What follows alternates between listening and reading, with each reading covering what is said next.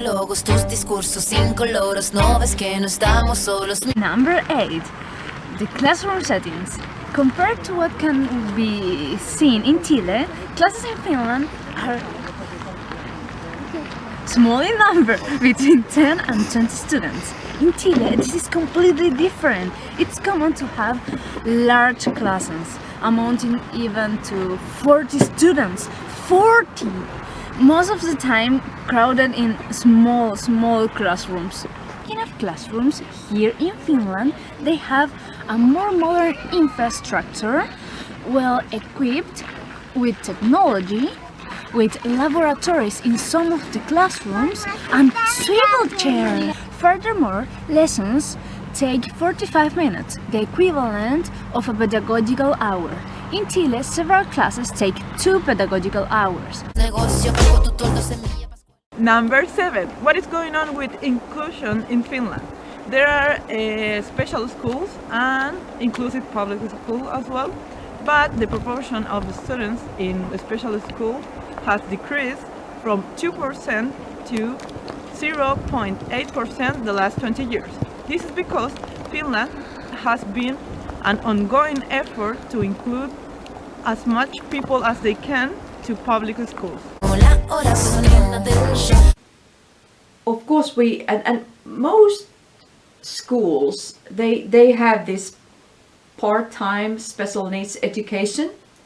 So children are part of, or they belong to one class, but they come to, if they have some special needs, they come to this special education classroom.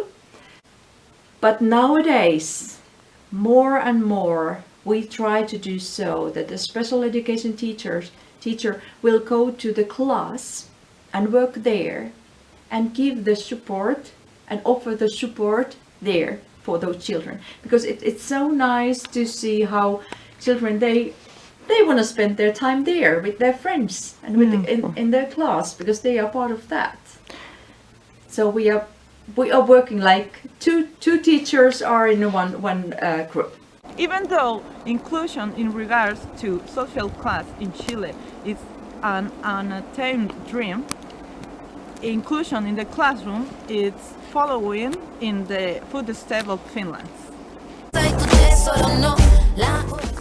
Number 6. Flexible national curriculum. In Finland, municipalities have a greater degree of freedom than in Chile. In Chile, municipalities are responsible mainly about funding and cannot dictate what to teach in schools under their jurisdiction. Another interesting aspect about the Finnish national core curriculum is the presence of home economics as part of the curriculum. In Chile, it is not included to the national curriculum, but some places cooking is an after-school activity, but it's not the same. Number 5. Different types of secondary education. Both in Chile and in Finland, there are several branches of upper secondary education. In Chile, we have a scientific humanistic upper secondary education, which is comparable to Finland's general upper secondary education.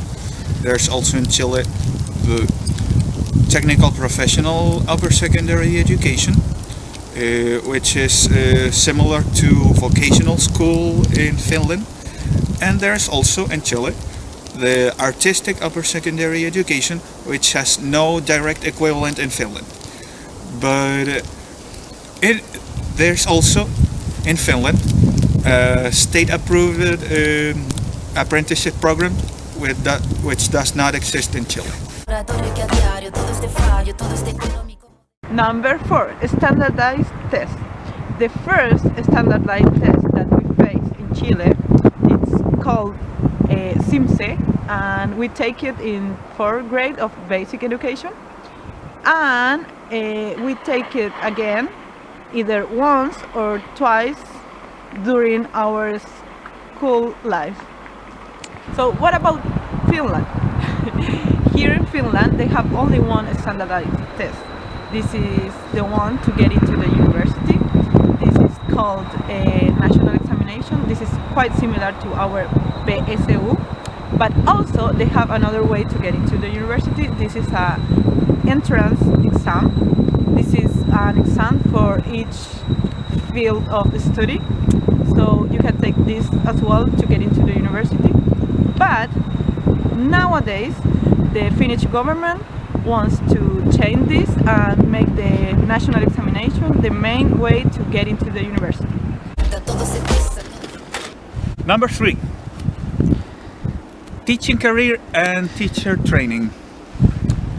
In Finland, the teaching career entails a higher level of education than in Chile, and also a higher level of respect. In Finland, the teacher training programs are one of the most popular subjects among students, and also has one of the highest levels of graduation ratio to enrolled students.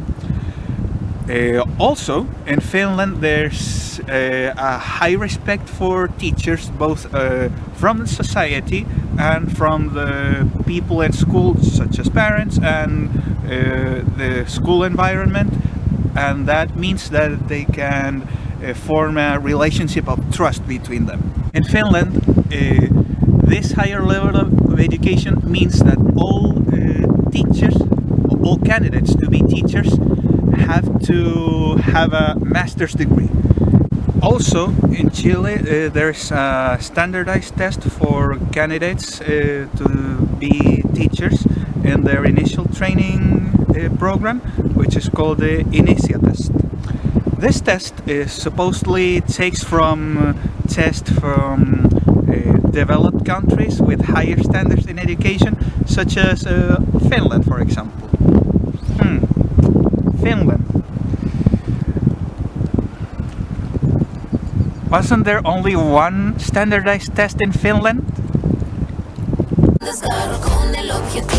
Number 2, teaching methods. Finland has been one of our biggest reference about teaching methods. This is because teaching here focuses on children as builders of their own learning. By the opposite, in Chile, we are focused on receiving information and memorizing. But Finnish methods are based on participation, self-evaluation, group works, development of autonomy, and short practical activities. And the number one difference between the education in Finland and the education in Chile is lots of money spent in education. There are many differences between the education in Finland and the education in Chile. But the most shocking one, at least to us, was not the teaching methods, not the structure of the study programs, but that there is a lot of money spent in education. Meanwhile, in Chile, it is difficult to balance the state budget, both for political and economical reasons. This budget balance also affects the municipalities, and that means that not much money is used in education, and as a consequence, the richest municipalities tend to get the better results in standardized tests, and also the lower income schools have to be creative to try to get a higher standard in quality in education.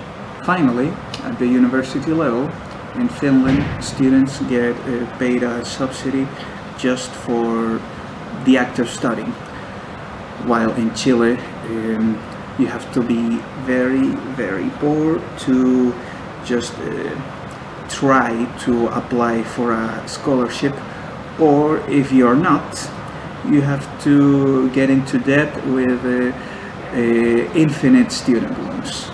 con el tono, con la... Finally, we want to encourage you and us to take some of these elements in our teaching in order to make our education and also our society more equal and just.